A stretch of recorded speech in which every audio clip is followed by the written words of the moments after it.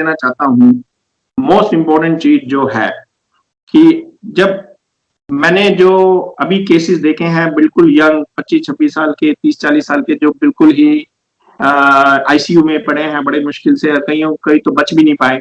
तो हमने जो देखा है कि यहाँ पे लोग दूसरे दिन मेड्रोल है, स्टीरोइड है, ऐसी डेक्सा है, कुछ स्टार्ट कर देते हैं। बहुत गलत है भैया, वायरस इतना तेज हो जाएगा कि कंट्रोल ही नहीं होगा।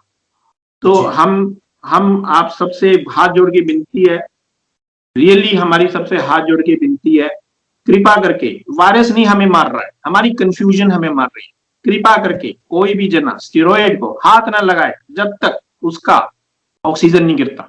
ये बहुत इंपॉर्टेंट पॉइंट है।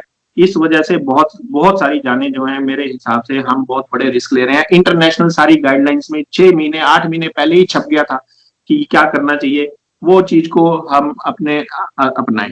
बाकी ये तो मेरा की मैसेज है, लेकिन इसके अलावा जो मैं कहना चाहता हूँ वो ये है कि 2 चीजें और हमने देखी हैं जिससे लोगों को मदद मिलती है। एक तो वो एक इवरमेक्टिन करके गोली आती है, वो 2 गोली एवरी डे जो पहले दिन से ले लेता है, 30-40% उसका इंप्रूवमेंट हो जाती है मोर्टेलिटी में।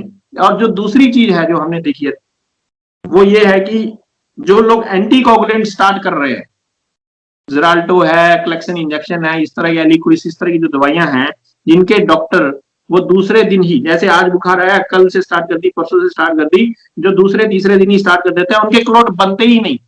पहले वायरस आएगा, फिर क्लॉट बनेगा, फिर निमोनिया आएगा। अरे भैया तो हम वायरस के पीछे पड़े, बीच में क्लॉट बन के निमोनिया हो गया, उसके बाद आप वायरस को भूल जाओ, वायरस तो बॉडी निकाल देगी 5 दिन में, नहीं तो 10 दिन में निकाल देगी। और फेबी फ्लू ले लोगे, कुछ ले लोगे, वो आपका डॉक्टर सारा इलाज कर देगा। मेन चीज है कि आपको क्लॉट नहीं बनेगा तो आगे निमोनिया नहीं होगा, आगे वो खराब नहीं होगा, आप आईसीयू में नहीं जाओगे, आपको ऑक्सीजन की रिक्वायरमेंट नहीं पड़ेगी। वो जो लोग जिनके डॉक्टर अलाउ कर रहे हैं वो लोग सेव हो रहे हैं। जिनके डॉक्टर्स वो आप अपने डॉक्टर से सलाह, मतलब मेरे तरफ से 3 ही मेन नुस्खे हैं। नंबर 1, डे 0 पे इवरमेक्टिन। नंबर 2, दूसरे तीसरे दिन आप अपने डॉक्टर से सलाह करें। अगर आपको अल्सर नहीं है, पाइल्स नहीं है, ब्लीडिंग की प्रॉब्लम नहीं है, तो एंटीकोगुलेंट उनसे अगर वो आपके स्टार्ट करते हैं। और नंबर 3, स्टीरॉयड को हाथ नहीं लगाना जब तक ऑक्सीजन नहीं गिरे, और ऑक्सीजन अगर गिर जाती है तो स्टीरॉयड को लो डोज में नहीं लेना, उतनी डोज में लेना है जितनी डोज जो डॉक्टर, बहुत मैंने देखा बिल्कुल लो डोज देते हैं, उससे कुछ नहीं होता, उसके बाद भी केस खराब होना ही होना। तो ये सब है, ये तो लंबी कहानी है, लेकिन अगर आप मुझे जितना मेरे पास समय है, जितना आपके पास समय है, उस हिसाब से हम आपको 3 नुस्खे बता रहे हैं, जो कि कम से कम इतना तो अगर लोगों को समझ आए तो काफी बचत हो सकती है। बिल्कुल ठीक है डॉक्टर साहब, जैसा आपने बताया कि एक तो स्टेरॉइड नहीं लेने हैं जब तक कि ऑक्सीजन लेवल डाउन नहीं होता है। दूसरा, इवरमेक्टिन बेड 0 यानी पहले दिन से लेना है, जैसे ही आपको पता चलता है कि आपको कोरोना हो। जब आपको नहीं पता तब भी ले लो यार, वो कोई नुकसान थोड़ी करती है दवाई, कोई स्ट्रॉन्ग दवाई नहीं है वो। पिछले 50 साल मिली थी, वो कितने लोग ट्राई कर चुके हैं, उसका कोई नुकसान नहीं हुआ है। तो वो ले लो, ऐसी ले लो, वेस्ट हो जाएगी क्या है, वो बात।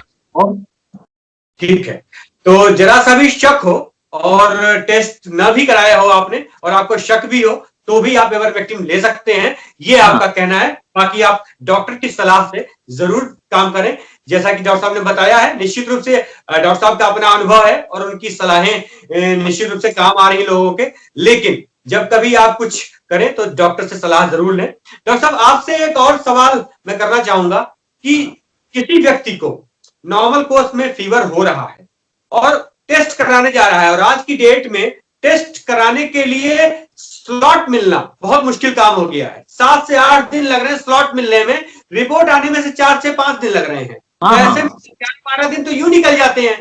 तो किसी को फीवर ही हो तो फिर वो किस तरीके से चीजों को करे, एक बार यह भी जरूर बताएं। जी डॉक्टर साहब। अच्छा, अब इसमें क्या है, मैं आपको एक बात बताता हूँ कि ये हमारे साथ एवरी डे हो रहा है। हमारे को कोई फोन करता है कि भाई मेरे को तो बुखार है, हल्का सा बुखार है, मैं कोविड कैसे मान लूं, मैं क्यों आपकी दवाई खाऊं, मैं क्यों ये करूं।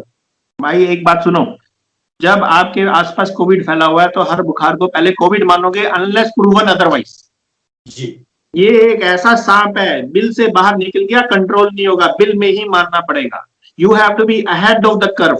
ये ऐसी बीमारी दुनिया में आई है, जो पहले बीमारी होती थी, मलेरिया हो गया, पहले टेस्ट करेंगे, कंफर्म करेंगे, फिर दवाई देंगे। We can react to the medicine. ये रिएक्शन अगर जब तक हम इसको रिएक्ट करते हैं तब तक तो ये खराब कर देता सारा काम। We have to be proactive in this. तो हमें क्या करना होता है, इसलिए मैंने जो अपना प्रोटोकॉल बनाया है उसके अंदर मैंने लेवल 1, लेवल 2, लेवल 3 और लेवल 4 बनाए। लेवल 3 में यानी कि आपको नहीं मालूम कि आपको बुखार है, ये जुकाम है, ये नॉर्मल सा है या ये एयर कंडीशन की वजह से हुआ है या ये कोविड है, आपको नहीं मालूम, तो भाई ये लेवल 3 की दवाई लोगे ना, इसका कोई साइड इफेक्ट नहीं है, सारे सप्लीमेंट हैं। आपको उसी वक्त वायरस होगा, कोई भी वायरस होगा, कोविड हो, इन्फ्लुएंजा हो, ना हो, अगर वायरस होगा तो उसको उसी वक्त दबाएगी, नहीं होगा तो कोई नुकसान नहीं करेगी, वैसे ही बॉडी के लिए यूजफुल है। तो इस तरह से हमने वो होम मैनेजमेंट एक गाइडलाइन बनाई हुई है। जब आपको कंफर्म हो जाए कि ये कोविड है, फिर लेवल 4 पे आ जाओ। फिर थोड़ी सी होता है भी, चलो फैबी फ्लू खानी है, क्या खानी है, वो अलग बात है, लेकिन जो लेवल 3 तक तो है भैया। और ये जो दवाइयां है ना, मोस्ट ऑफ द दवाइयां अगर आपने टाइमली सही दवाई अपने आपने अगर स्टार्ट कर दी, आपने आपको उसको स्टेज 2 से स्टेज मतलब क्लोटिंग स्टेज को बचा लिया, न्यूमोनिया स्टेज को बचा लिया, और बल्ले बल्ले बाद में आपको पता चलता रहेगा कि हाँ भाई ठीक है कोविड था या नहीं था, को क्या फर्क पड़ता, नुकसान तो नहीं ना हो रहा है। लेकिन अगर एक बार हो गया बस फिर तो काम शुरू हो गया, ऑक्सीजन सिलेंडर मंगाओ, मिलेगा ही नहीं। 5-5 दिन तक लोग हमारे घूम रहे हैं सिलेंडर खाली लेकर के, वो भर नहीं पा रहे।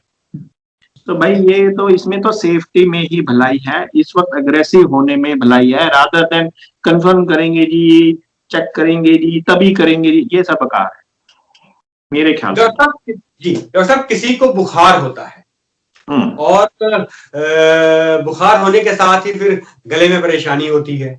हाँ जी, अब वो इस स्टेज में है कि वो बाहर जा नहीं सकता, टेस्ट हो नहीं पा रहा है, डॉक्टर को बता नहीं सकता कि उसको कोविड हो गया है, क्योंकि डॉक्टर कहेंगे रिपोर्ट लाओ। और ऐसे में फिर वो क्या करे, क्योंकि आप डॉक्टर हैं, आपके पास मरीज आता है, कहता भाई रिपोर्ट नहीं मेरे पास, लेकिन मुझे बुखार है, थ्रोट इन्फेक्शन है, मैं क्या करूं, उसे क्या सजेस्ट करेंगे आप, दवाएं कौन सी सजेस्ट करेंगे? जी देखिए, जैसे मैंने आपको बताया कि इस वक्त वायरस एंटीवायरल जो इफेक्ट है जिन दवाइयों में, उनमें एक इवरमेक्टिन है, और हम अपने पेशेंट्स को आइसोप्रिनोसिन भी बोलते हैं, इंडिया में जो इजीली अवेलेबल नहीं है। और ये सप्लीमेंट हैं जो कि इंडिया में मिलते हैं पर रेयर मिलते हैं। तो ये चीजें जो हैं बॉडी की इम्यूनिटी को बढ़ाती हैं, तो कोई भी वायरस होगा, कुछ भी होगा, वो अपना थोड़ा सा दबेगा, तो ऑलरेडी उसका असर कम होगा। हम कोशिश ये करते हैं। दूसरा हम कहते हैं भी अगर आपने कोविड, कईयों का कोविड टेस्ट पॉजिटिव आता नहीं, बड़ी लेट तक नहीं आता है, हमारे सिंगापुर में भी होता है, 3 बारी कोविड, 40 डिग्री 104 डिग्री बुखार चल रहा है, हमें पता कोविड है, लेकिन टेस्ट बार बार नेगेटिव आता है, क्योंकि वो गले में नहीं है, कहीं और चला गया। तो वो यहाँ पे तो क्या करते हैं, स्टूल टेस्ट करते हैं, स्टूल टेस्ट में से वायरस निकालते हैं। अगर किसी का यहाँ नेगेटिव आता है, दूसरे दिन करते हैं, तीसरे उसके बाद स्टूल टेस्ट भी भेज देते हैं, उसमें आता है पॉजिटिव ज्यादा, पर इंडिया में कोई नहीं कर रहा है। तो मैं आपको ये बता रहा हूँ कि वो पॉजिटिव नेगेटिव के चक्कर में नहीं पड़ना है, हम उनको इवरमेक्टिन दें, हम उनको ये जो बिकासुल दे,